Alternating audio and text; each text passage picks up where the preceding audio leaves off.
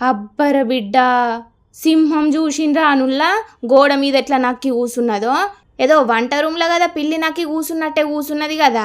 మరి వంట రూమ్లకు పోతే తిననీకేదన్నా షియ్య కూర ముక్కలు దొరుకుతాయి అనుకున్నదో ఏందో గాని మంచిగా కిచెన్ గోడెక్కి కూసున్నది గిట్లా.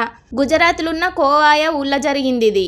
అర్ధమరాత్రి ఇంట్లోకెంచి ఏవో సప్పుళ్ళయ్యే వరకు ఇంట్లోళ్ళు లైట్ తీసుకొని కిచెన్లకు పోయినరట. ఆగో గీ పిల్లి పాడుగాను రాత్రి అయిందంటే చాలు వంట రూమ్లోకి వచ్చి బోళ్ళు బొచ్చెలన్నీ వారేసుకుంటా చిందర వందర ఎత్తున్నదని లైట్ తీసుకొని సప్పుడొచ్చే జాగలో కొట్టి చూసిండ్రట. వాయమ్మనే గిది పిల్లి కాదే సింహం అని గజ్జున వణికిండ్రట. మా ఇంట్లోకి సింహం వచ్చింది బచావో బచావో అనుకుంటా ఒర్లే వరకు చుట్టుముట్టున్నోళ్ళు బగ్గనే జమైండ్రట. ఇక ఎంబటే గీ ముచ్చట్ను ఫారెస్ట్ ఆఫీసర్లకు మతలవ్ చేసిండ్రట. ఎవరినైతే ఏమనలేదట కానీ గిల్ల ఒర్లుడు చూసి సప్పుడు చేయక దానంతట అదే పోయిందట సింహం. గిల్లు అడవికి దగ్గరున్నారు కాబట్టి అప్పుడప్పుడు గిట్లనే అడవి జీవాలు ఇళ్ళకి వస్తాయట. అడవి పక్క పొంటి బతికే పబ్లిక్కు జర పైలముల్లో